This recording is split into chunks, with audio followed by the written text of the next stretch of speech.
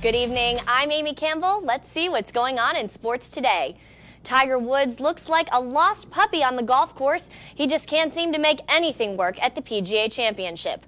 Let's start on 12 with Phil Mickelson. With the birdie putt, he makes it and finishes at 1 over par. On 6, it's Scott Verplank. With the tweeter, he finishes off his day at 4 under. Over on 11, Tiger Woods shoots from the bunker. The ball lands on the green, but it's got a little too much juice, and into the water it goes. Woods shot a 73, and he'll head home for the weekend. On 5, little-known Jason Dufner with the eagle putt, and he makes it. He finishes at 5 under. On 7, it's Keegan Bradley putting for the birdie. He squeaks it in there and finishes with Dufner at 5 under. Here you have it, Bradley and Dufner on top by 1 shot. Tiger finished off at 10 over par. Coach Tony Sperano getting his first look at the 2011 Dolphins in action. Let's roll it from Atlanta, where Coach Tony Sperano's not looking too happy there on the sideline. In the first, the Dolphins down 7-0 until Matt Ryan connects with Harry Douglas from 20 yards out. The Dolphins now down 14-0. Things get worse for the Finns on the next possession. Chad Henne throws his second pick of the game. Brent Grimes grabs it for Atlanta. It led to a field goal, putting the Falcons up 17-0. But all is not lost for the Dolphins. In the second, Henne goes deep to a wide-open Brian Hartline. Good for 44 yards, and it's 17-7 Atlanta. Now the defense starting to make some plays. A.J. Eads charges in on the blitz and takes down Wilson for the sack. After a turnover, it's Matt Moore who fires to Roberto Wallace, and touchdown Dolphins. The Finns down 17-14 at the half. In the third, Matt Moore finds Clyde Gates in the end zone.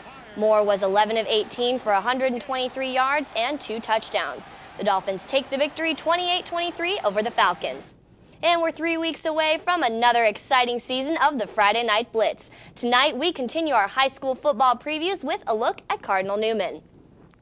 Last season, the Crusaders were 7-4. This year, depth is an issue with only 35 guys on the roster. However, head coach Steve Walsh isn't concerned right now. Steve says his seniors as well as his underclassmen are stepping up as leaders on the field.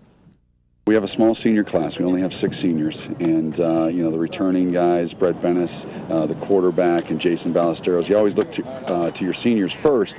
But since we don't have many of some of these junior players are going to have to step up as well, or even the younger players. We had a good freshman class last year, so some of those guys might even have to step up. Walsh expects quarterback Brett Bennis and Travis Rudolph to be his most deadly offensive weapons. Both Bennis and Rudolph put up solid numbers last season. Bennis says he's eager to direct the Crusaders to the playoffs.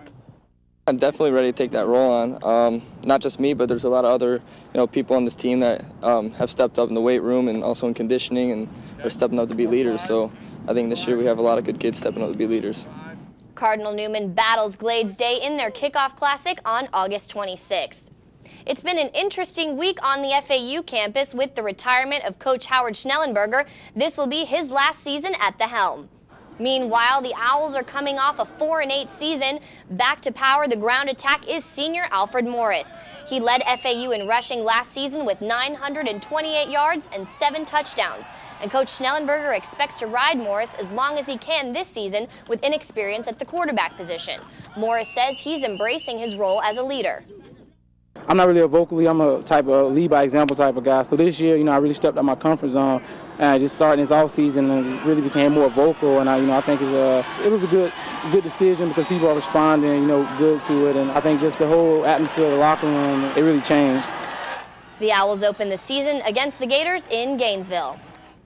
Marty Fish taking on Yanko Tipsarevic in the Rogers Cup today. Here in the first, Fish patiently waits out the long rally. He fires the cross-court winner and goes up 4-1. Here at set point, Fish closes out the set with ease as Tipsarevic fires the return a little too long. And here it's 3-all in the second set. Tipsarevic finds the net and he is not happy. It's match point Fish with the drop shot. Fish takes the win in straight sets. He'll face Novak Djokovic in the final.